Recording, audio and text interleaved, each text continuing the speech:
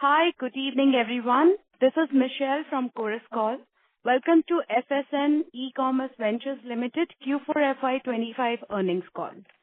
From the management at Nykaa, we have Ms. Falguni Nair, Executive Chairperson, MD and CEO, Mr. Anchit Nair, Executive Director and CEO, Beauty, Ms. Adwaita Nair, Executive Director and CEO, Nykaa Fashion, Mr. Vishal Gupta, CEO, Nykaa Distribution, Abhijit Tabbas, Executive Vice President, NykaaFashion.com, Mr. P. Ganesh, Chief Financial Officer. Before we start, we would like to point out that some of the statements made in today's call may be forward-looking in nature, and a disclaimer to this effect has been included in the earnings presentation shared with you earlier. Kindly note that this call is meant for investors and analysts only. By participating in this event, you consent to such recording, distribution, and publication. All participant lines will be in the listen-only mode, and there will be an opportunity for you to ask questions after the presentation from management concludes. With that, over to you, Falguni, for opening remarks. Thank you. Good afternoon, everyone, in Europe where I am. But it's a pleasure to see all of you. Good evening to all of you.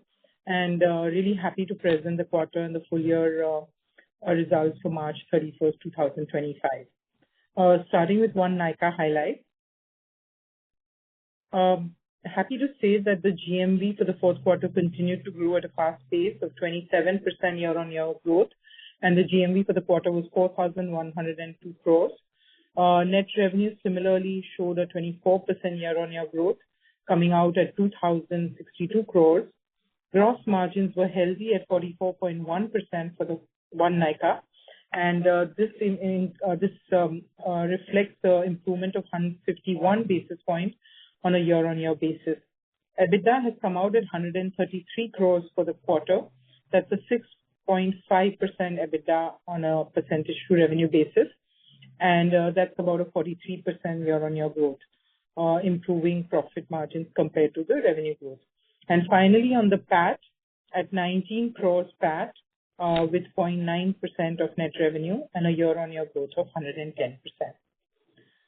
Next, the results for the full year are similar, with 25% growth in GMV, with the GMV of one Nykaa at 15,604 crores. Net revenue came out at 7,950 crores, almost $1 billion revenues, and that showed a 24% year-on-year growth on a full year basis. Gross margin came out at 43.7%, an 84 basis point improvement on an annual basis, and EBITDA for the full year at 474 crores. That's a 6% of net revenue and 37% year-on-year growth. On the PAT is at 72 crores, again 0.9% of net revenue, and an 81% year-on-year growth on a full year basis. Next,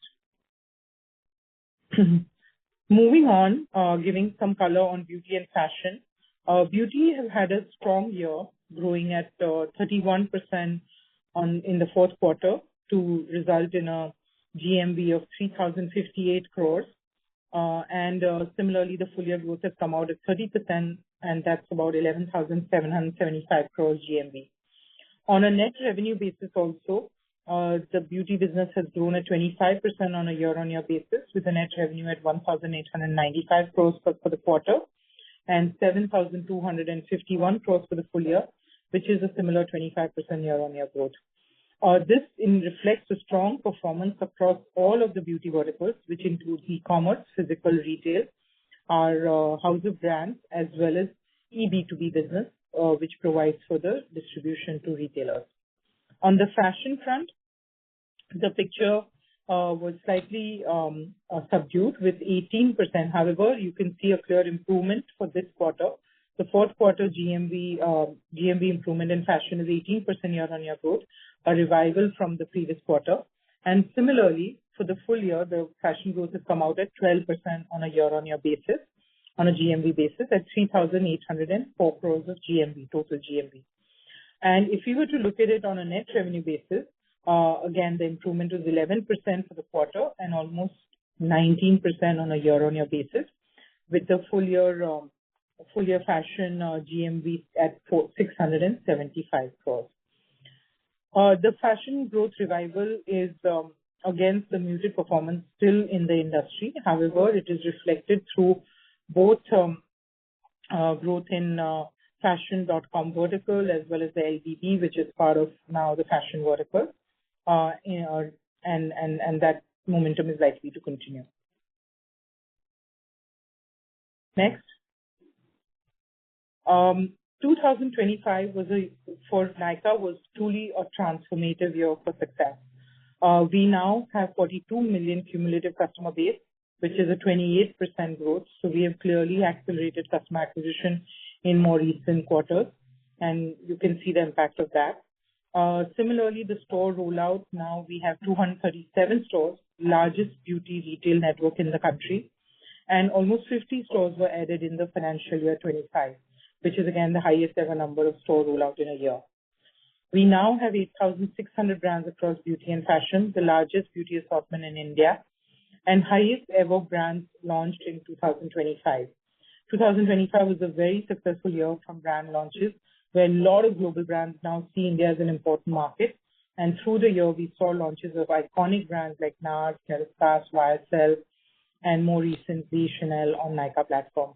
In fashion, the story is similar, with many iconic brands like Victoria's Secret and others choosing to launch on Nykaa, including domestic D2C brands, which are also coming up in fashion. Brands like Stitch, Hopscotch, and many others which are doing well have also chosen to list on Nykaa. Consumer immersion initiatives continued. Nykaa Land was the biggest beauty festival. You heard about it earlier. Nykaa Wali Shadi also did really, really well. It was our effort to, I think, beauty consumption and, weddings in India go well together. And this show allowed that to be told as a story. And this was among the top 10 OTT shows for several weeks on OTT platforms. So that was a clear success from a positioning perspective. From a makeover perspective also, we've been accelerating the amount of makeovers we do in our store, where all across our physical store network, we are engaging customers more with makeovers that results in further education and growth of beauty consumption. With this, we have almost $1.8 billion of GMV across all our platforms, from Nykaa Beauty to Nykaa Fashion to Nykaa Man, and also the Superstore, which services the retailers. Next. With that, I hand over to Anchit to talk about beauty multi-brand retail. Okay, thank you very much. So I'll walk everyone through the results for the beauty vertical relatively quickly. I think as Falguni mentioned, it was a very strong year for the beauty business, and the business delivered roughly 30% growth in all 4 quarters, as you can see from the bar chart on the slide. For Q4, the growth was at 31% year over year at 3,058 crores of GMV. On an on a full year basis, it's 11,775 crores and a 30% growth year over year. We believe this is significantly ahead of the rest of the industry, the rest of the India online BPC ecosystem, which we believe is growing roughly mid 23 to 25% CAGR over the past several years. In terms of the key growth drivers for this growth momentum, which we have seen this year and in the past several quarters, the first has been accelerated customer acquisition. Nykaa has invested behind acquiring new customers into the beauty funnel and bringing more shoppers into online shopping for beauty products. Second, we continue to be the partner of choice for both global and domestic beauty brands, and we continue to strengthen this partnership, and that has resulted in several very exciting brand launches, which we will discuss with you in subsequent slides. Third, our retail network continues to expand at a healthy clip. Almost 50 stores were added in this year alone, which is the largest number of store additions we've done in our history. And at the same time, we continue to deliver very healthy same-store sales growth, which will be again expanded on in subsequent slides. And lastly, but I think equally importantly, we have managed to deliver very strong performance for our key brand partners that is ultimately resulting in this strong growth momentum that the beauty business has seen. Just double-clicking on the customer acquisition piece, as you can see, in Q4 and at the exit of FY'25, we've ended with 15.8 million annual unique transacting customers. This is a 27% growth year over year. So I think significant growth in transacting customer base while managing to moderate and keep marketing expenses relatively in line. You can see we've ended the year at 9.3% of NSV and 9% for Q4.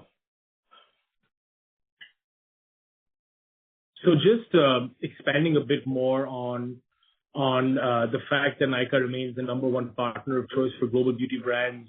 You can see on this slide, some of the biggest and best known global brands have chosen to partner with Nykaa for their India market launch. You can see brands such as NARS, Kérastase, which is a leading a luxury hair care brand that is owned by the L'Oreal Group, did launch on Nykaa in this past year. YSL, again owned by the L'Oreal Group, launched exclusively on Nykaa. Eucerin is a derma skincare brand owned by the Beiersdorf Group. This was a launch exclusively on Nykaa and is an incredibly strong brand in the skincare space. And you can see GHD, Obagi, Dr. Jart, etc. So the list is long. I won't go through all of them, but just to give you a sense that global brands are looking at India, continue to look at India now more than ever as a priority market. And within India, they see Nykaa as the partner of choice, given the kind of scale of distribution, the quality of customers, as well as the bespoke marketing and brand equity building that we help our brands to do in the market. Next slide, please.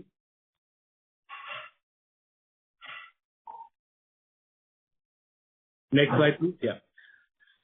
So, this is now just quickly touching upon FY'26 because it's fresh off the press, and we thought we'd share it with you as well.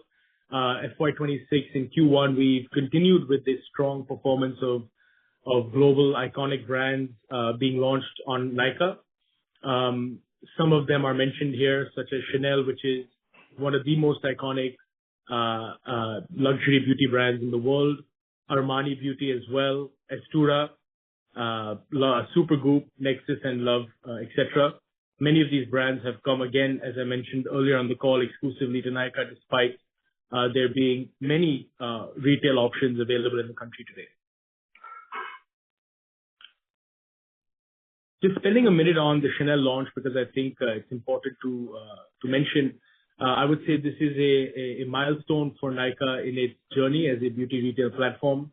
It is as I mentioned earlier, Chanel is one of the most iconic global luxury brands in the world, and they have chosen to partner with Nykaa to launch their beauty and fragrance portfolio in the market.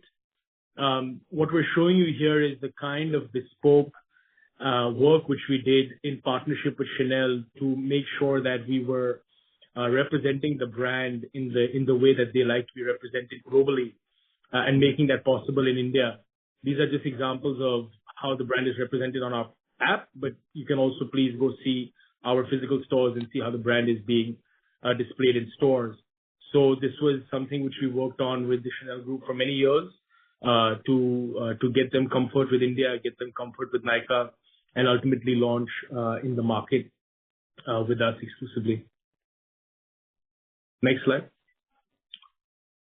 Just giving another example of a brand. Supergoop is a brand which we are not only retailing exclusively in India, but it's also a brand which we are serving as the importer and distributor for. This is through our Nykaa Global Store business, which we've spoken about in the past. So this is a brand which we import and we manage end-to-end services for the brand in the country. It is a highly popular, trending sun protection brand from the US. And for us, sun care has been a big priority, especially in the summer months in India. And how do we continue to encourage more Indians to adopt sun care as part of their everyday routine? This brand goes a long way in continuing to help us to achieve that mission. And today for us, sun care is one of the is the third largest category within skincare on Nykaa, so it has grown in popularity immensely. And it's one of the top 3 search terms on Nykaa. And this brand, which we are importing and retailing, has quickly gone on to become the number 1 premium sun care brand on the platform as well. Spending a minute on physical retail, as you can see, we are today at 237 stores across 79 cities. In FY'25, we added 50 new stores across 11 new cities. So really taking our retail penetration deeper into the country. Today we have 2.5 lakh square feet of retail space, and this is a 45% increase year over year. GMV growth very healthy in physical retail as well at 31%. Same-store sales growth, I think this is the metric which we are very happy about, which is 15% same-store sales growth in what I think has been a volatile and slightly tepid market on the physical retail side for most of the country, but I think delivering very strong like-for-like growth shows that there is clear product market fit for Nykaa's retail network as well. And as you know, our store network is profitable, and as we've mentioned in the past, our stores tend to break even usually within the first year or less than that even. And now you can see from the map on the left, we are very well distributed across the country. We continue to have the largest store count in the north, but very quickly we are expanding in the south and in the east as well. This is just some quick photos of how our stores are looking. They have clearly we are upgrading both the design as well as the experiences in our store to reflect the new reality of the market, which is consumers want more engagement, more experiences, and Nykaa wants to lead the way in really how we innovate in terms of beauty retailing in the country. This is images of our stores. As you can see, there is a lot of experiential zones, a lot of areas for consumers to come and engage with products, to play, as we say, come and play with makeup, come and play with skincare, and to educate themselves, because we believe that education is ultimately the best enabler for consumption. In terms of the kind of brands, you can see the names mentioned on the slide. We are also in a big push to become the destination for experiences. We are pushing services a lot in our stores, so a big focus on gifting and experiences. A lot of work we're doing with beauty tech around skin consultations and AI and virtual tools. But I think most importantly has been a strong emphasis on providing both free and paid makeovers, as well as skin diagnostics in our stores to our consumers. And now we have done, I think this year itself, hundreds of thousands of makeovers have been given to our consumers. Finally, we also had our Pink Love sale in Q4 of FY'25. And this sale, as you know, it's a flagship sale of ours. We do it once a quarter. The Pink Love sale was done in Q4 and had a phenomenal result. You can see massive reach as well as massive unique visitor count. So clearly our sales are becoming flagship occasions for the Indian shopper to come and to really experience and to engage with the category. Lastly, I'll just spend a minute to talk about our content to commerce flywheel. It's something which we've mentioned in the past, but I did want to spend a minute today walking through all of the levers which we have. And I think Nykaa is quite unique in having built a very strong content to commerce flywheel. And as you can see from this slide, we have multiple platforms through which we are able to create this content. The first is, of course, the Nykaa affiliate program.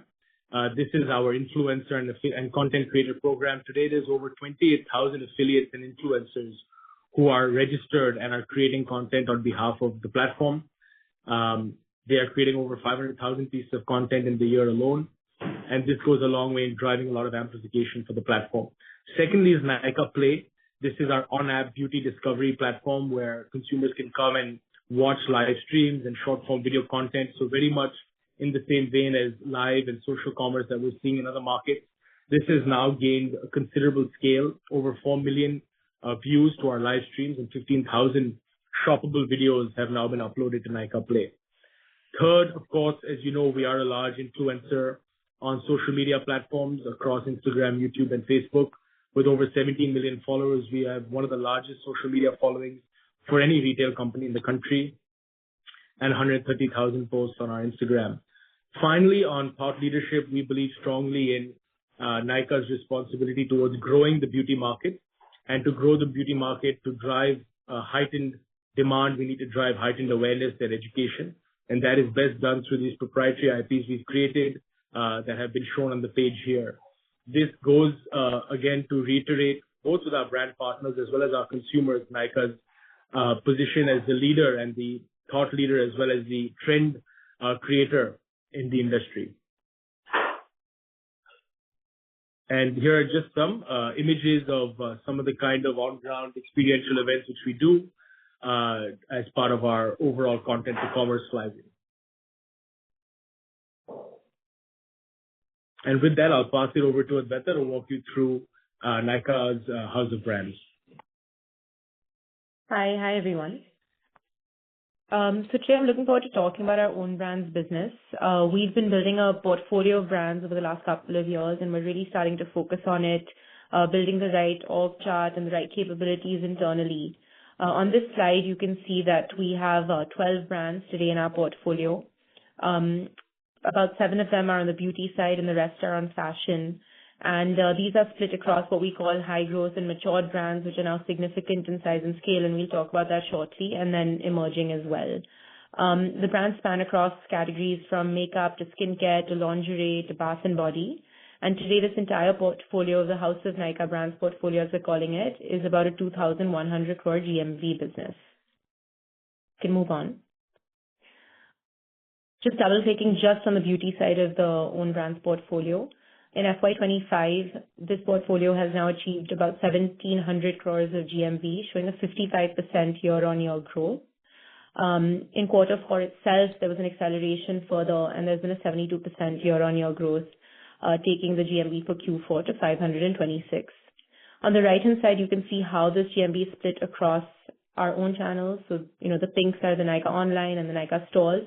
But also there's about 40% of this business which comes from other channels. And on the beauty side, that predominantly is GT, as well as a little bit of D2C and Amazon business as well. Moving on. I'm going to now double click on our 3 largest brands on the beauty side. First, we have Dot & Key. This is today one of the largest D2C skincare brands in the country. We bought this brand, we acquired this brand about 4 years ago when it was just 38 crores in top line, and today it's about 530 crores of top line. It's been a tremendous 14x growth over 4 years. And I think, importantly, they've built a brand with a lot of brand love and brand resonance with consumers. Today, they are often the #1 skincare brand on Nykaa, and even on other channels, their products are often top ranked with incredible ratings and reviews. So this brand is completely on an upswing, and we're really leaning into the growth that the brand is achieving here. Some fantastic entrepreneurs run this brand, and it's doing very well. We can move on. The second brand I'm going to talk about is Nykaa Cosmetics. So obviously, this is our flagship brand. It has the word Nykaa in it. This is a brand that we're feeling great about. The growth has, been really strong this past year. It's now over 350 crores in terms of GMV. It's a brand that's known for trendiness, for newness. It's had over 120 launches this past year. It's a very big part of the Nykaa platform business and also the Nykaa stores business. And we feel that it adds value to both the platform and the stores, and simultaneously also benefits from the distribution that Nykaa has. Today, it also has about 38,000 doors in GT and in the market. But yeah, predominantly it's a Nykaa online, Nykaa stores, and a GT distributed business. There have been some really good launches this year. We've been really trying to uplift the brand in terms of premiumization, in terms of leaning into trends, in terms of upgrading the packaging, really trying to hit the innovation on its head. And I feel that we've been successful this year on that as well. And a lot of the new launches have delivered outsized returns. Moving on. I'm going to show you a video now of Nykaa Cosmetics just to give you a sense of what the brand is like. We've recently signed Rasha Tharani as our ambassador, and we feel that she really embodies, that young, fun spirit that the brand is really looking to kind of capture. And so I'll let you watch this video. Liquid lipsticks drying your pout? Not my lip cloud. Nykaa Cosmetics new Lip Cloud lipstick. It's super light, super comfy, cloudy soft mousse, blurred matte finish in 10 everyday shades. The third brand I'm going to talk about is K-Beauty. This is a brand that, we've been building along with Katrina Kaif. I feel that it's really come into it's really exploding this year, and it's one of the fastest growing brands on the platform. It's hit about 240 crores of GMV. Again, the innovations have been fantastic this year. The Hydra Creme lipstick was often the top performing lipstick on the site. The Jelly Blush and the Soft Matte Full Coverage Foundation have all been complete blockbusters that have, sort of shaken up the category. I think this brand really stands out for one, being quite premium. So it is quite a premium brand, and I think the consumers are accepting it even at that price point. It's got great gross margins. And also I think the innovation is truly world class, and we're working with some of the best formulators globally on this brand. Moving on. Here we'll show you a quick video of this brand to give you a flavor of the positioning.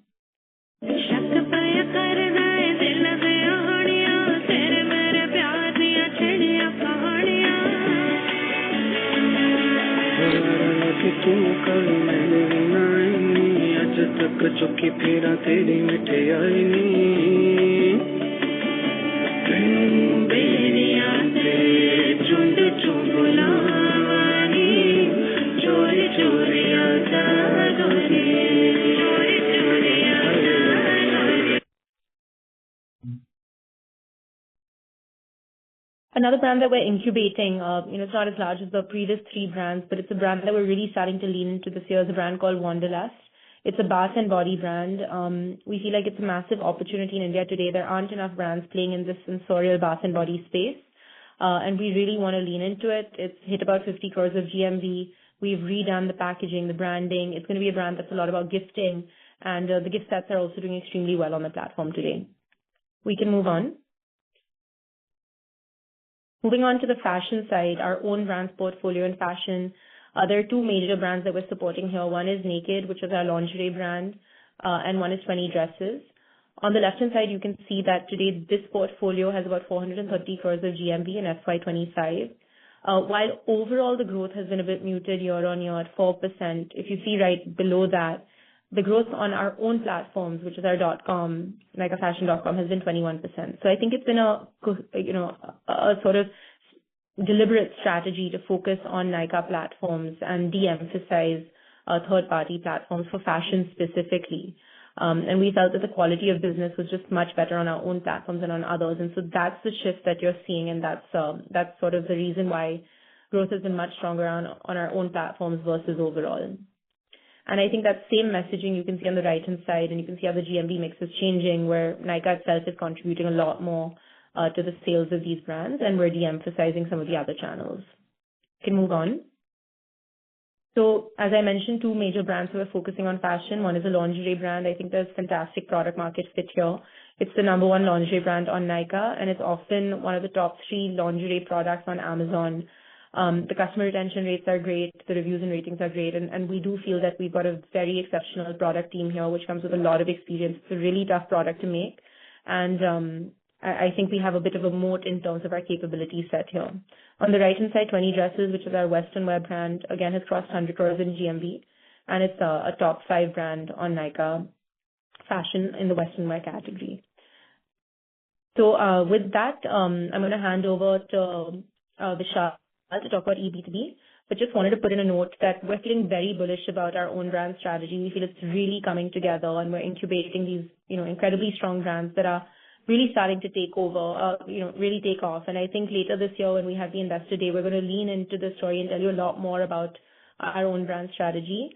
But feeling very excited that Nykaa is transitioning from being both a retailer, but now also, we have our ambition on building this house of brands, and we're really developing our capabilities to do the same. And with that, I'll hand over to Vishal to talk about the Superstore business. Thank you. Thanks, Adwaita. So moving on to the Superstore eB2B business, we continue on our momentum to build profitable scale.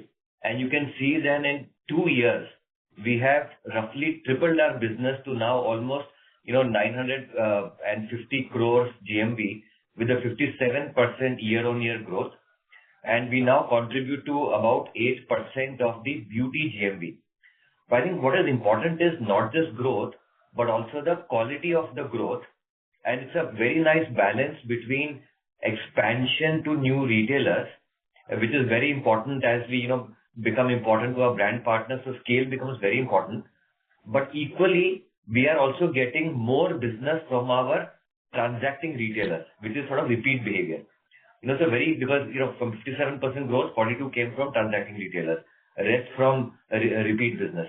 Yeah. And we are, covering now 276,000 retailers, 1,100 cities. So we are actually building meaningful scale, which is important to our brand partners. Next. Yeah, you can see from this slide as well, a very healthy order growth of 44% driven by retailer expansion. And also in quality of growth, what we sell is also important. So we are also premiumizing because that is also one of our levers to pass to profitability to get more money from same orders. Yeah. Next. And no wonder you will see across all the different metrics of operating margin, we are actually improving quite significantly. We improved gross margin by almost 200 basis on the back of mix and higher ad income.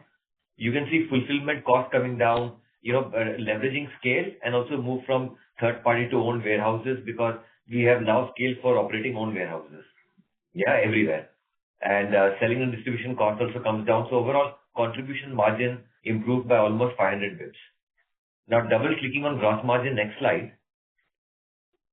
As Adwaita mentioned that, she showed our good brands in beauty owned brands. And you can see that even in our eB2B retailer network, we are able to leverage that. And, in a short period, we have grown almost 9x in terms of GMV.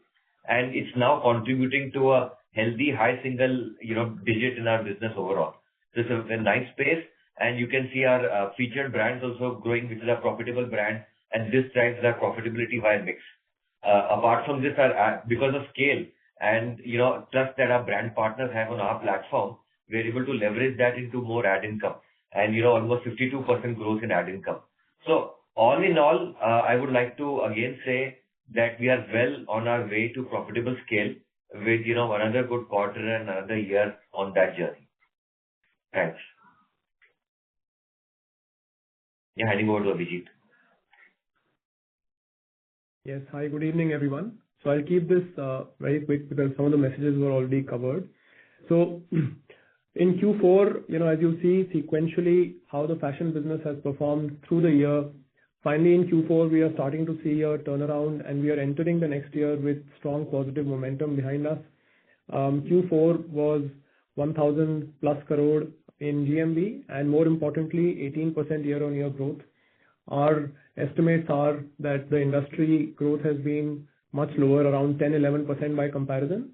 So we have grown much faster than that. And more importantly, as we head into the next year, we are entering on the back of very strong momentum.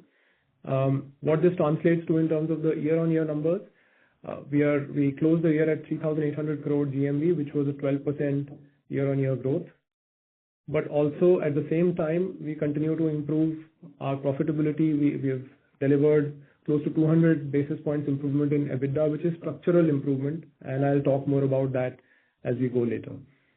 Next slide.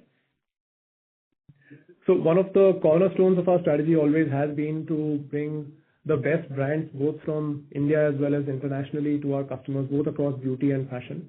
And we've continued that plank of our strategy during this year. More than 800 marquee brands have been added across categories with some salient names which have been added in Q4 itself. I'll just point out from this slide what those brand names are. So the likes of Victoria's Secret in women's lingerie. On the men's side, multiple editions, Rare Rabbit, Snitch, the Indian Garage Company, Hopscotch, which is one of the largest brands in the country for kids wear, and La Creuset on the home furnishing side. So, these are brands which we have added just in Q4, and overall, very large number of brands added and all doing meaningfully large business with us through the year. Next slide. So, along with the growth that is now back as of the last quarter, through the entire year, one thing which we have consistently moved very rapidly towards is becoming more profitable. And we have delivered 200 basis points EBITDA margin improvement for the full year. A large part of that has come through by consistent efforts to improve gross margin. So there is a 420 bps improvement in gross margin over last year on the back of more content income, but also structural improvement in gross margins for the underlying fashion business itself. We have improved fulfillment expenses by 136 bps in large measure because of lower leakages. Leakages are a structural problem in the online fashion industry, but the team has taken multiple initiatives to reduce leakages in the fashion business. We have continued to invest on the other side ahead of the curve on marketing because this is still a very young business and we have not slowed down on customer acquisition. So marketing investments have continued, which will hold us in good stead as we enter the next year as well. And we have also continued to invest ahead of the curve in content, campaigns and events, as a result of which marketing expenses have been higher by 350 bps. But in spite of that, overall on the contribution margin front, we have been better compared to last year by 160 bps. We have managed great control over our fixed expenses, which means that on SG&A and other expenses, we have delivered close to 40 bps improvement. And hence overall on EBITDA, we have delivered close to 200 basis points improvement. So the key message on the fashion business is that we are entering next year on the back of great momentum, and we'll be very happy to share during the Investor Day more color on what is the plan for the years to come. Thanks, Abhijit.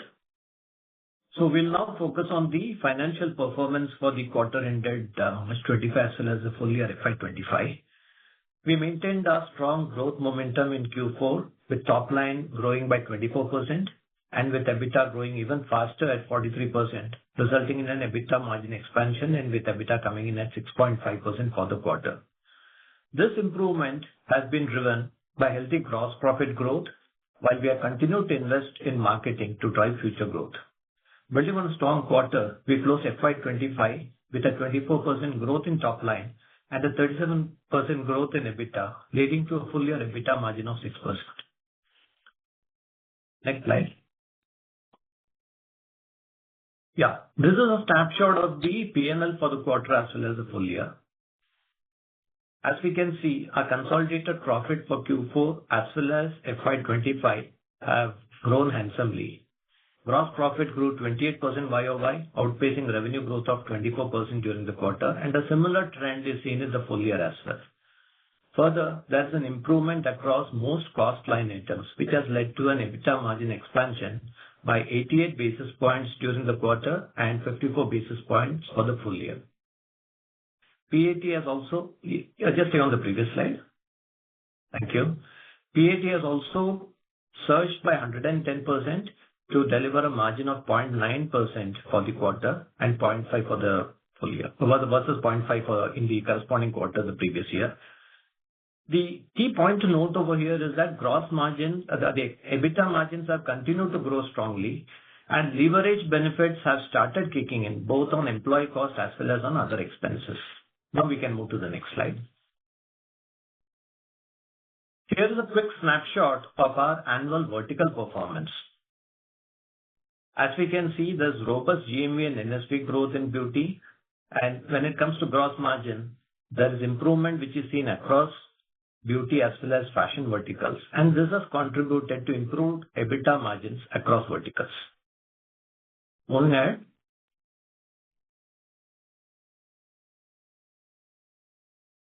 Here we can see the gross margin expansion of 134 basis points, which has been delivered in FY'25. In the beauty business, the improvement stands at 90 basis points, and this is also aided by strong performance of our own brands. In fashion, higher service and marketing income contributed to gross margin expansion of 419 basis points. Moving ahead. Continuing with some of the other cost line items, here we see a trend in fulfillment expenses.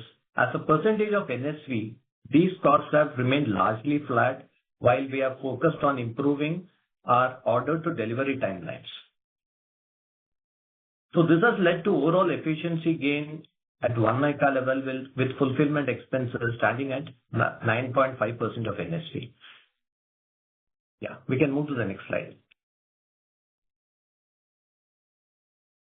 As we have seen in some of the earlier presentations, Abhijit mentioned about it, Advaita mentioned, so also Anshit.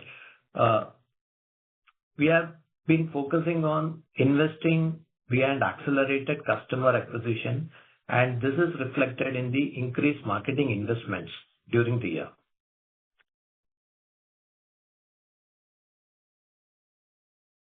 I mentioned a while back about leverage benefits starting to show up, and this is something which is very clearly reflected in this slide, where leverage benefits started to kick in with a 37 basis points improvement when it comes to employee expenses, while other expenses are also showing improvements from here. That brings us to the quarterly vertical reporting. Here again, we can see scale efficiencies being seen across cost line items, and margin expansions are being seen while marketing investments have continued to move up. So overall, this is a picture where cost efficiencies across multiple lines are coming through, and this is helping us to invest further in marketing.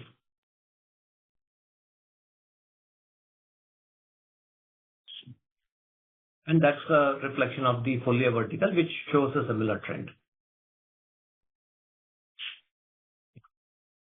Coming to some of the balance sheet items, we had mentioned in the past that our peak capex was in the year FY'22 and FY'23, where coming out of COVID, we had invested in office space, warehousing capacity on the back of our regionalization strategy. We had increased significantly, in fact, by 70% in FY'23. From there, as we had indicated, there's a moderation in the overall capex. So FY'24, it was at 115 crores, which is now at 128 crores in FY'25. What this has done for us, and we can see in the chart on the right-hand side, is bulk of it is coming through our investment in tech as well as in the expansion of stores. Anshit mentioned about 50 stores being rolled out during the year, and that is getting reflected over here. Next one. Focusing on balance sheet and efficiency in terms of capex, fixed asset turnover is steady at 9.1. That's a significant improvement in working capital with reduction in both inventory days, receivable days, as well as improvement in payable days. So this is reflected in the form of working capital days coming down to 34 from 42 a year back, and with ROC now in double digits and going up to 11.3%. Next slide. This is a summary of our balance sheet. So as you can see, what stands out over here is the working capital reduction, with working capital days coming down from 42 to 34 days. What this is also reflecting is an improved cash flow position, which you will see in the subsequent slide. So the operating cash flow now stands at 467 crores. And what I would like to also point out is after lease payments as well as capex, there is still a significant amount of surplus cash. So this is a reflection of the strong cash flows that we have started to generate over time. Yeah. And just to round up, this is a summary of the business restructuring for streamlining operations, which we had announced earlier. We would like to update all of you that in May 2025, we received NCLT approval for both the schemes, which is a merger of LBB into Fashion. LBB was already 100% subsidiary of the Fashion business. The other one is a demerger of our Superstore business into Nykaa Retail. Both of these have received NCLT approvals, and the financials now factor that in. Needless to mention, there is no impact as far as consolidated financials are concerned. What this will do for us is it will unlock synergies and lead to greater operational efficiencies going forward. Yeah. With that, I would like to open the floor for Q&A. Thank you, Ganesh. We will now begin the question and answer session. If you would like to ask a question, please click on the Ask a Question tab and separately you can type in your questions in the text box provided. Before asking the question to the management, please introduce yourself, providing your name and your organization name. If possible, you may switch on your video as well. Please limit yourself to a maximum of 2 questions so we can accommodate as many as possible. Ladies and gentlemen, we will wait for a moment while the question queue assembles.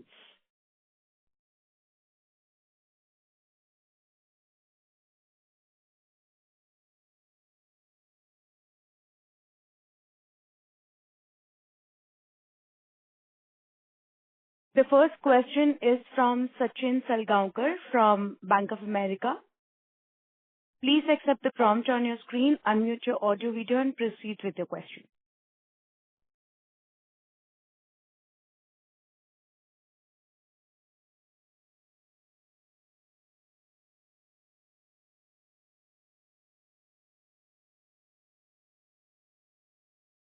Hi. Thank you for the opportunity. I have 2 questions, one on the BPC business, one on fashion.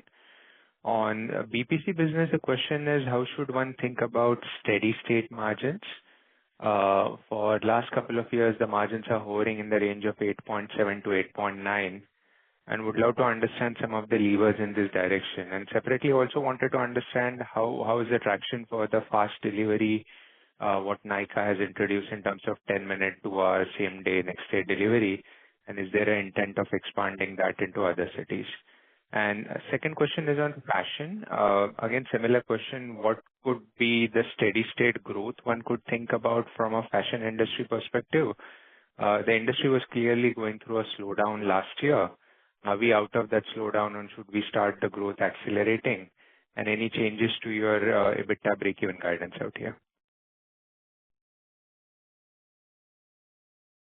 Maybe I can kick off with the beauty questions, and then we'll come to fashion. So I think, Sachin, on your first question around the margin outlook for the beauty vertical, I would again just encourage you to remember that the beauty vertical consists of 3 different businesses with very different margin profiles. So of course you've got the beauty multi-brand retail business, then you've got the own brands business, and you've now got eB2B as well.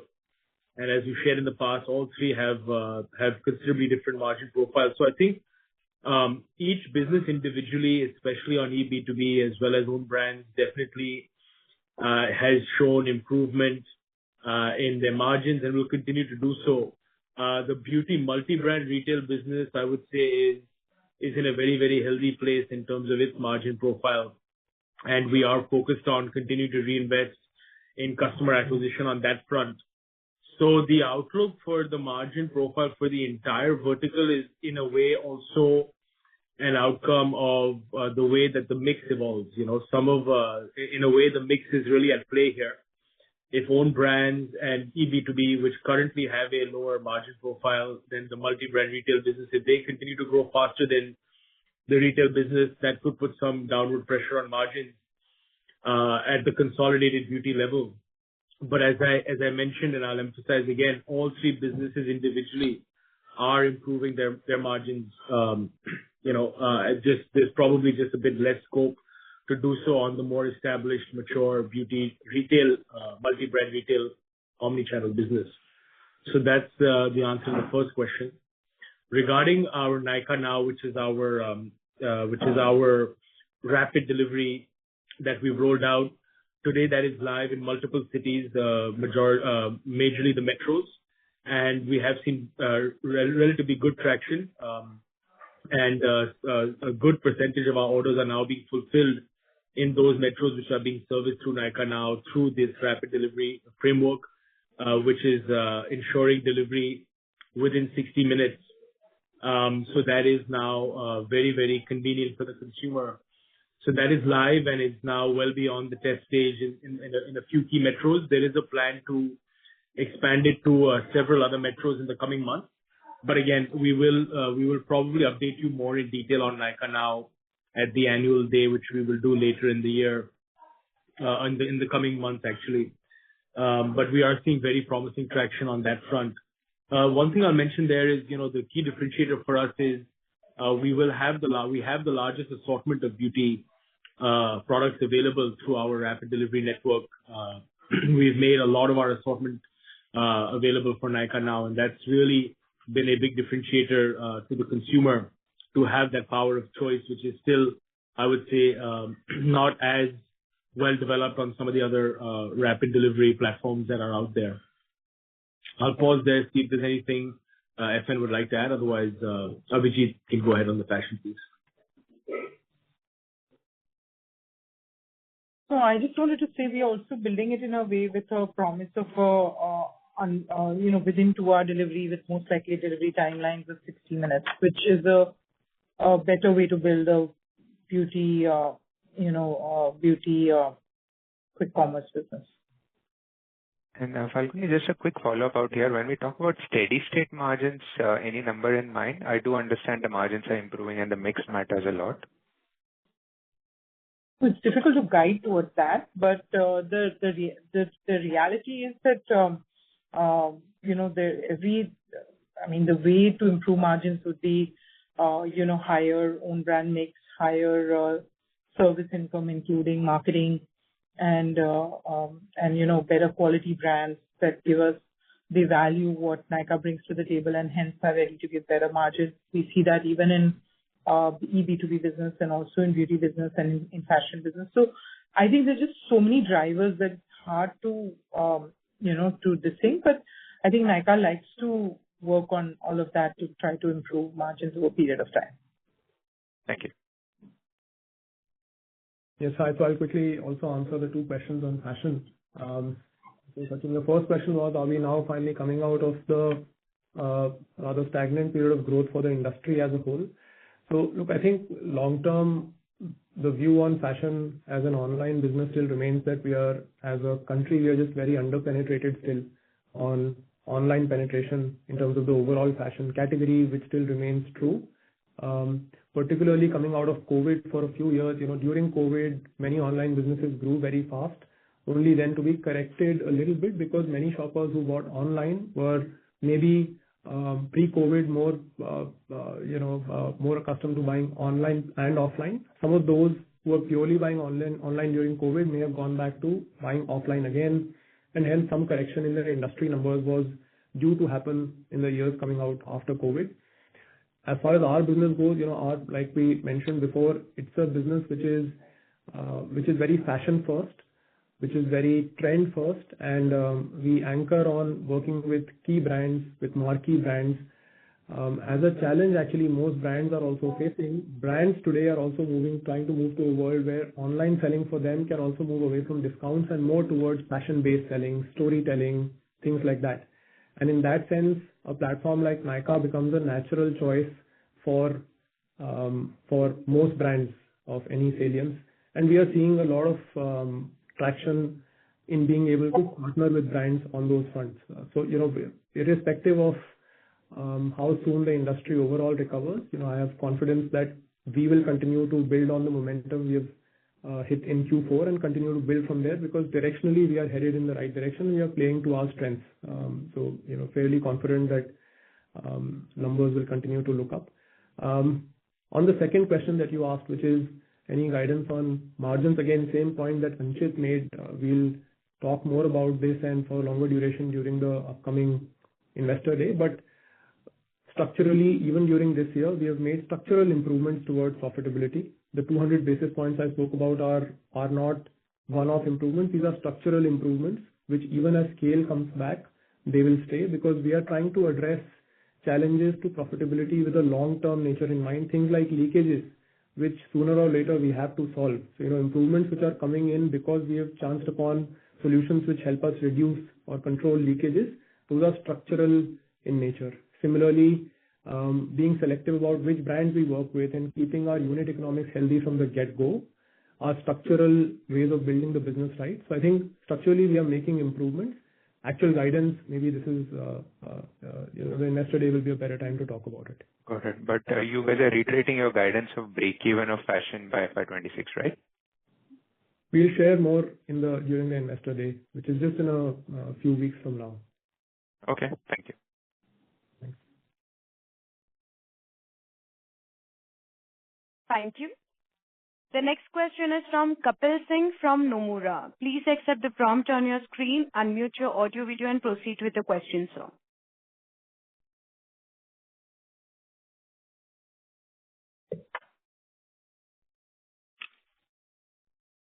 Yeah. Hi, good evening, and congratulations on a good performance for the quarter.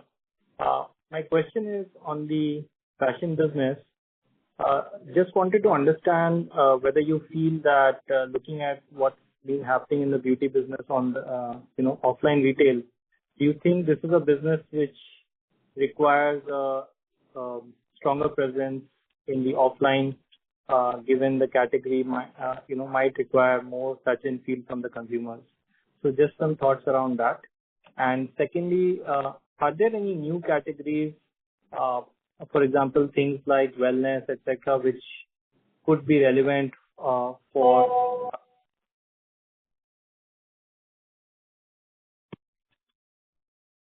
Yes, I'll answer both. So I think on physical retail, we must remember that most physical retail, multi-brand retail stores have at best 60 to 80 brands, and what sells online is so many number of brands. And as a result, the role that the physical retail has in a large, geographically diverse market like India is meaningful but limited, and both will have to go hand in hand.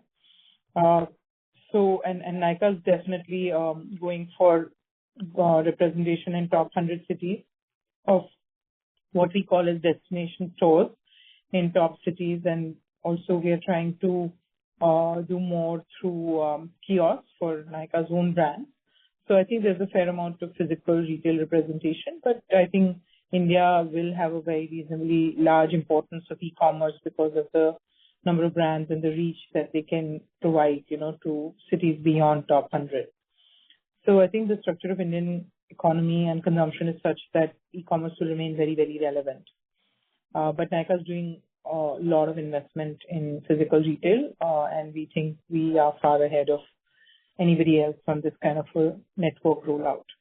On your question about the wellness, yes, that remains an interesting category, which has in the past overall not taken a consumer fancy, but I think globally and also in India, we do believe that increasingly wellness and wellness both through products and also sometimes through services will be something that the beauty consumers also will embrace. And clearly Nykaa's watching and would have a meaningful role. We already retail wellness on our platform and it's growing rapidly, and we will continue to grow that rapidly. We have a social media handle focused on wellness, and we support a number of brands, and there'll be further increase in that.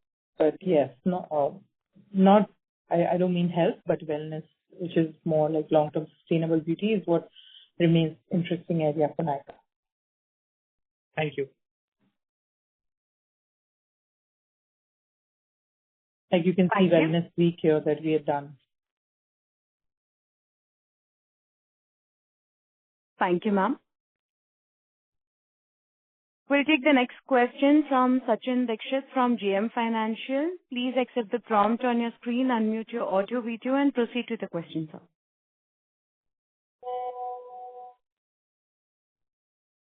Hi, congrats on a great set of results. My first question is with regards to beauty business largely.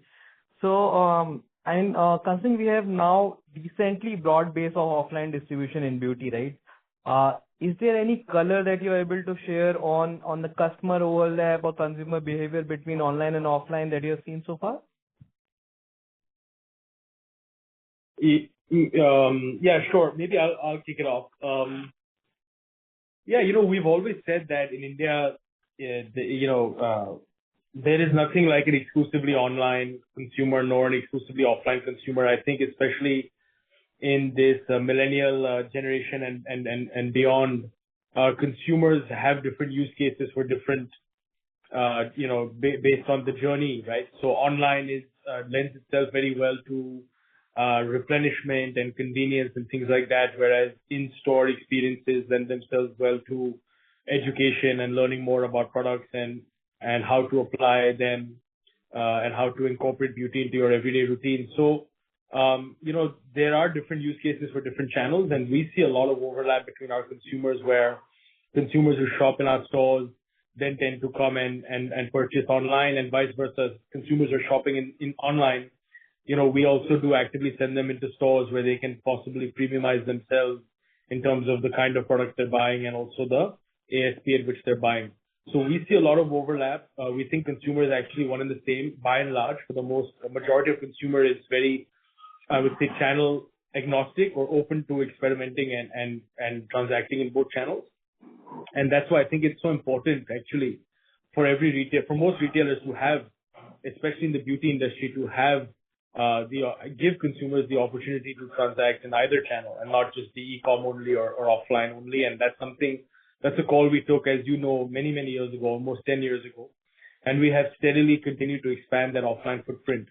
So we see a lot of synergies and a lot of benefits to our business because of the fact that we are able to offer both online and offline at scale, which is something that currently we don't see anybody doing it at the scale which we are in India. Anything on number overlap, Anchit, like how many customers are transacting in both channels? I don't know if we've disclosed it in the past, so I don't want to say anything right now. But what I can say is that it's a very, very significant percentage of our customer base. It's a meaningful percentage of our customer base is transacting across both online and offline. Got it. Thanks a lot. I think the one has to understand it. So I think it basically it all depends on the pin code also. So a lot of our customers are from pin codes where there is no store. So obviously those are only e-commerce customers.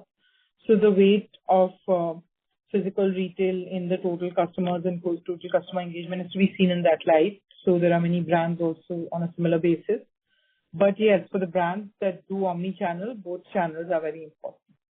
Yeah, I think that's a very, very important caveat, which is for the pin codes and for the brands where both is an option, then you see a very strong overlap. But again, as we say, e-commerce, we're able to ship to over 20,000 pin codes in India, across the length and breadth of the country. Whereas our stores, even at 237 stores, we're only touching 79, 80 cities. And it seems it's obviously a very large number. But if you look at it in a country like India, it's still, there's still a lot of space that is unaddressed, and that's better addressed through e-commerce. Because just reminding you, we are not a local kirana store type format. We're not a local pharmacy type format. Our stores are destination stores. They're large format, they're large plate, large format, experiential stores, right? And that's because we believe this category is high on experience, high on aspiration. And so we have tried to maintain that positioning for our stores, as you can see from this imagery. So, I think as FN mentioned, I think for the relevant pin codes and the relevant brands, it's a very meaningful mix. I think I want to just say that having stores is an asset for a strong e-commerce player, but only store network cannot replace the e-commerce. I think global data also supports, and I think it's similar in India, that the number of times the customers buy on e-commerce is far more engaging than in physical retail. So I think the two used in together is the best way to build, rather than the only reliance on physical retail will not get you to the right dominance in beauty. And I think e-commerce is the first step along with physical retail, which ends up being valuable only for the premium brands. Fair enough. Thanks so much. My second question is for Ganesh. On the operating cash flow side, Ganesh, obviously we see a very, very sharp improvement YOY, and looks like there was very strong control on receivables as well as improvement on payables. Can you qualify what has gone through, what have you really done to ensure that these improvements happen? Because there's a very remarkable improvement there. Yeah, thanks for the question. So needless to mention, it's a greater focus, greater cross-functional alignment, which has actually resulted in we being able to manage working capital far more tightly than we have done in the past. Not that it was not happening in the past. What has really changed is that there is far greater focus which has come through, and which is why you're seeing the benefit flowing through across inventory, across receivables, across payables. It's actually tightly controlling that. That's really what's happened. Got it. All right. Thank you. Thank you. We'll take the next question from Vidisha from Ambit Capital. Please accept the prompt on your screen, unmute your audio video, and proceed with your question, ma'am.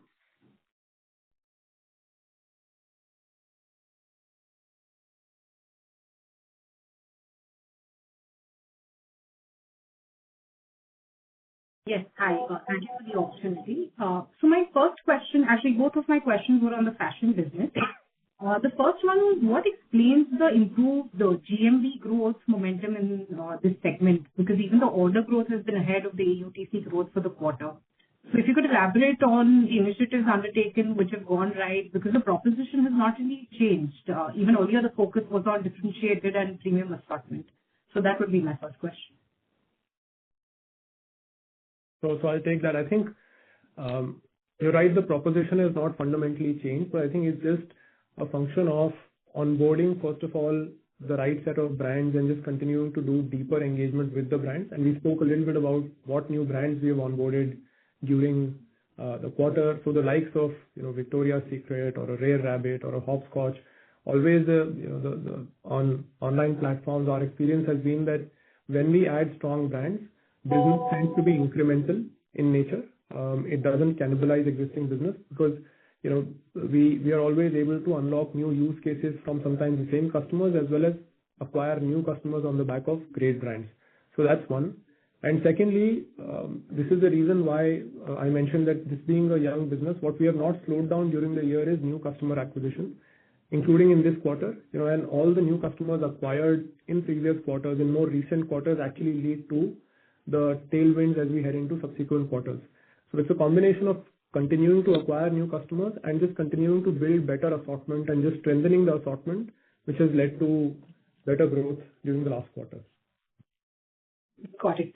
And the second question was, when I look at your segment-wise performance in the filing, I see that the capital employed for the fashion segment has decreased. Sorry, the asset for the fashion segment has decreased to 320 crores. So any particular reason for the same?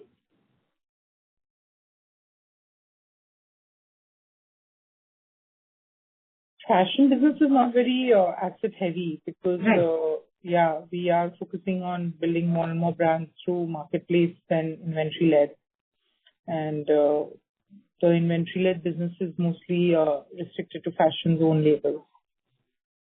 Okay, so that's where we see the decrease in capital. Got it. Thank you. Thank you. The next question is from Abhishek Banerjee from ICICI Securities. Please accept the prompt on your screen, unmute your audio video, and proceed with the question, sir.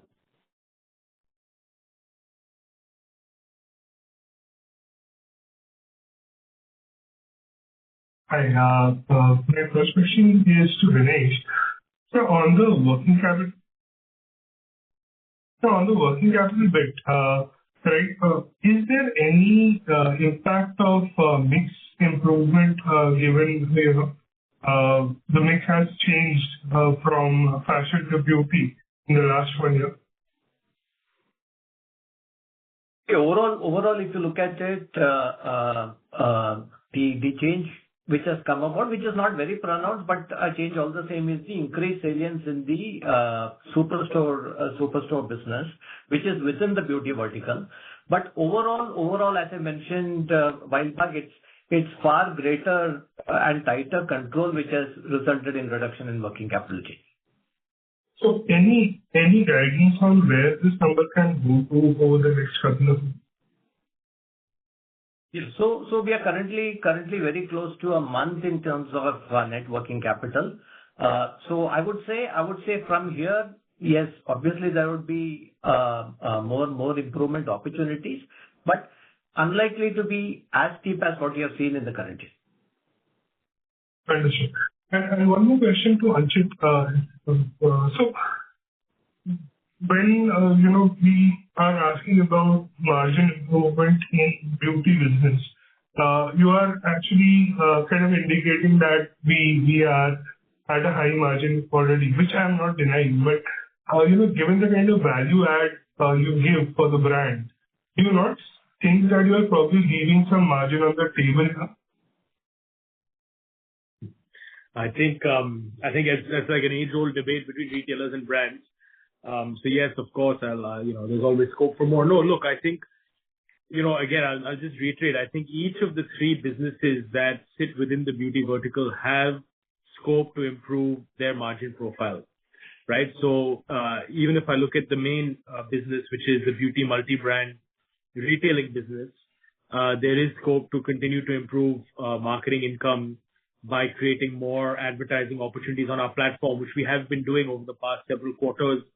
And I think we might have spoken about it in the past, but we are creating a lot more advertising opportunities, middle of funnel as well as lower funnel, on a platform that historically used to be a top of funnel advertising platform. So now we're creating across the funnel opportunities. We've built a campaign manager that now allows brands to bid for and manage their own ad inventory on our platform.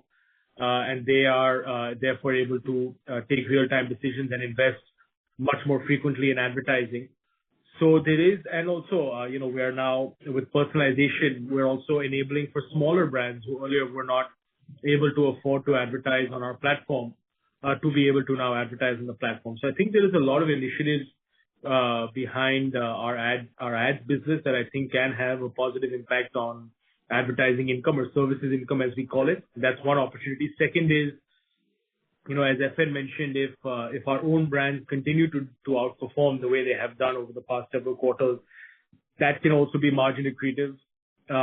Thirdly, there is obviously operating leverage and benefits of scale. If we continue to grow GMV at the clip at which we are, a lot of the costs like employee and G&A, that will obviously not scale at the same level. So there is room for improvement there. So even in an established business like the beauty retailing business, which is already at very healthy margins, there is scope for improvement. And then when I look at our own brands as well as our B2B business there, as we've said in the past, we're still not where we want to be in terms of margin, and that will come as those businesses get a bit more mature and as they get to a better mix in terms of repeat versus new customers, and they continue to bring, as you can see on this slide, B2B is continuing every year to bring its fulfillment costs down, its S&D costs down, and improving its gross margin as well. So again, as I said, all three businesses will improve their margin profiles, and ultimately how much of that is seen at the consolidated level is going to be an impact of mix, right? So, that's the best I can really explain it to you. I hope that's helpful. No, that helps. So those were my questions. Thank you. Thank you. We'll take the next question from Avi Mehta from Macquarie. Please accept the prompt on your screen, unmute your audio, video, and proceed to the question. Hello. Am I audible? Yes, sir. Yeah, hi. Hi, team. I just wanted to kind of ask on the fashion bit. For the last few quarters, we've gone on this journey to reduce losses, and that has been in the period of a weaker growth environment as well. You pointed towards expectations of a recovery or some sort of a change in that momentum. Does that in any way require us to start putting investments back in the front versus margins? How should I kind of look at that play? Is something that I would love to understand from you. Second bit, if I may just kind of conclude, is on the gross margin side. We've seen in the beauty side a very good improvement in the gross margin profile, and congratulations on that. Would it be possible for you to give us some qualitative understanding of how does this flow through in each of the sub-segments? Is this more a mixed thing, or is that the MBO or the multi-brand retail is also seeing, or each of the segments are seeing a diverse gross margin performance? Those are the two questions. Thank you. So I'll take the fashion question first. So like you rightly observed, we are seeing the growth momentum coming back. I think, by our estimates, industry growth is still slower, or has not recovered back to the same levels as it was a year ago. It is still in the 10-11% range.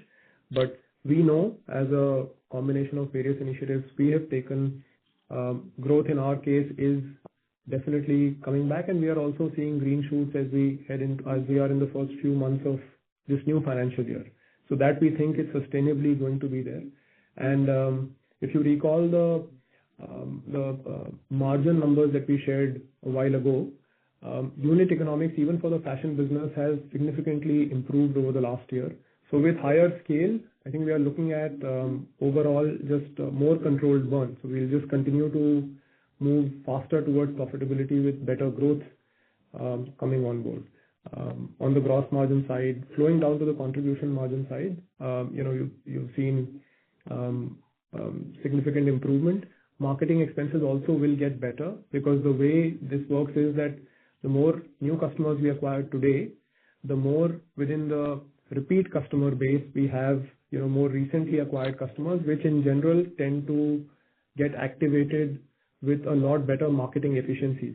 So this just becomes a virtuous cycle where new customer acquisition cannot be slowed down for a new business because that feeds into the customer base that we target tomorrow, and the ROI on targeting those customers is significantly better. So you will also see in the quarters to come, marketing efficiency improve significantly because we kept on investing into new customer acquisition throughout a year when acquisition or business in general was slow. So healthy unit economics, in summary, will mean that we will continue to get better on EBITDA successively for the fashion business. Okay. I mean, just to follow up, I mean, the reason why I was asking is if I look at fourth quarter versus the last few quarters, while I do, acknowledge the full year picture and it's encouraging to see the fourth quarter versus the last few quarters, there has been a change in the profitability profile. So I was just trying to appreciate this better, or how should we kind of build it going forward between growth. So is the fourth quarter having some one-off, which is why there was a loss there? So I think the fourth quarter, if you look at the overall fashion vertical, like we mentioned before, the private label portfolio grew slower than the platform business overall.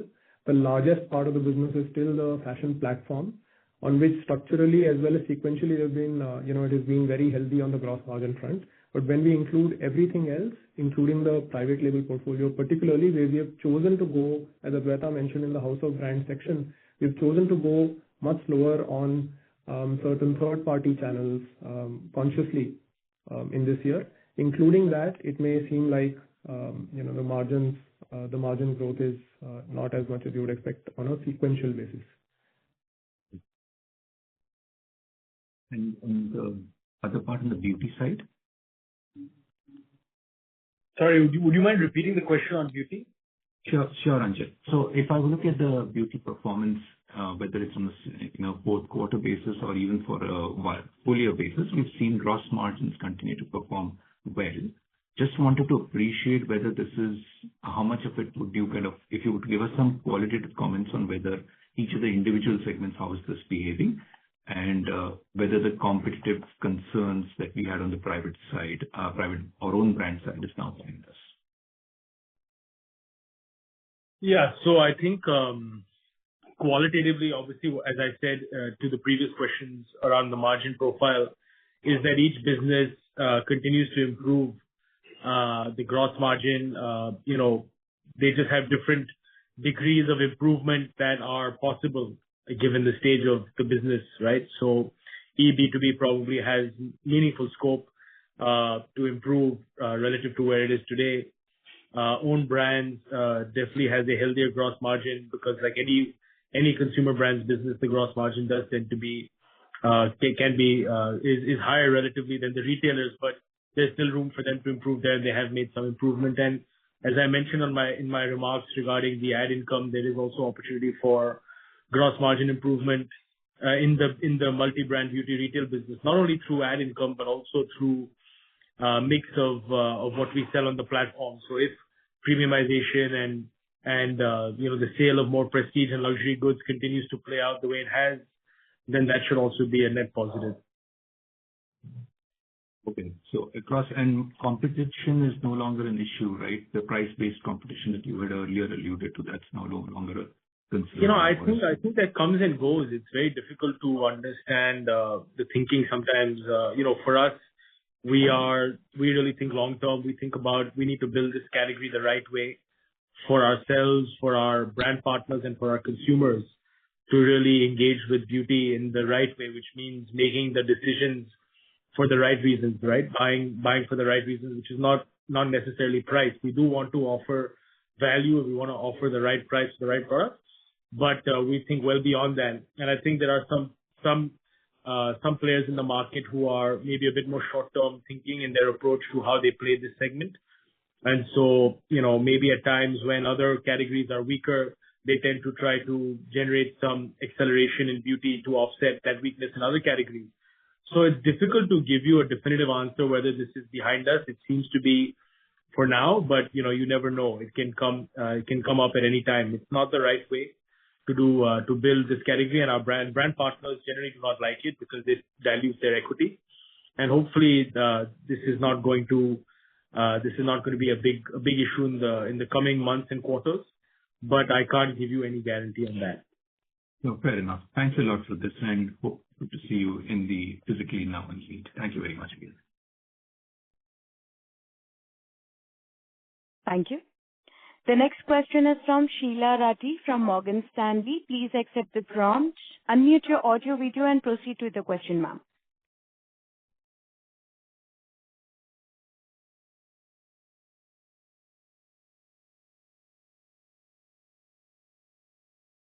Hi. Can you hear me? Yes, ma'am, you're audible. Please proceed. Yeah, thanks for taking my questions. My first question was actually on the eB2B business. Just wanted to get a sense on what is really driving the growth and profitability for this business. Is it, expansion into new markets? Is it a result of repeat behavior? And is it, the expansion of the portfolio which we are distributing? And also some sense on, what is the mix of own brands in this distribution? So that was my first question. May I just say that all of that answer is yes, but at this call, it's now towards the end of the questions. It's going to be very hard. If you can just wait for the annual meeting that we're going to have very soon, you will get answers to it all, because the way we are growing is all. It's not just expansion of geography in true Nykaa style. It's trying to improve margins. It's trying to get more brands. It's trying to get high quality retailers, repeat customer behavior, all of that. So I think it's better we discuss it in the annual day. Any sense, Falguni, if I could get on how we should think about the FY'26 outlook for that business? Any broad? It will have to invest for a few more years before it gets to profitability. We've given that long-term guidance last year, and we'll update that again this year. We also do a lot of work on longer-term guidance before the annual meeting, so it's better answered then rather than off the cuff. But I just wanted you to know that it's all going in the right direction, but we'd share then. But nothing, it's all, you're building a solid business for the long term. Not that long term, but it needs work. Nothing's going to change overnight. But it's a solid capability that we're building, and I already see a lot of our large brand partners recognize and value this capability. But still, one is path to profitability, and another is margin improvement eventually in this business. It's a business that is unique, and it will need work on to get to the right levels. But as Nykaa does more for the brand partners, and beauty is a large business with a lot of brands, I think one can get to better margin structures so that pays for the business. Got it. And a quick one on Nykaa now. Are we really using any of our physical store network for the fulfillment? No, we are not. No, that's not the model. It's sorry, yeah, no. I think maybe I'll just caveat that. So yes, I think to FN's point, Nykaa now is being done in a more traditional rapid delivery, quick commerce type model, which is to leverage the dark store concept, or as we call it, the micro fulfillment centers. But that being said, we have the capability which we have built actually during the pandemic, during COVID, which is to service what we call as hyper local delivery. So using our physical stores to service e-commerce orders in that relevant pin code. So that capability exists. We do use it. and it is used predominantly for luxury products. But as we've always said, our stores are destination stores. They are in relatively expensive real estate because we like to be a destination aspirational store, and so it doesn't make the most fiscal sense to use them as warehouses. But yes, we do have the technology is built, and we do use it to dispatch certain products and certain assortment to consumers from the stores. Understood. Hope to hear more details about Nykaa Now at the end this week. Thank you. Thank you. Ladies and gentlemen, that was the last question we can take today. You may reach out to Nykaa's investor relations team for any additional queries. I would now like to hand the conference over to the management for closing comments. Thank you, and over to you.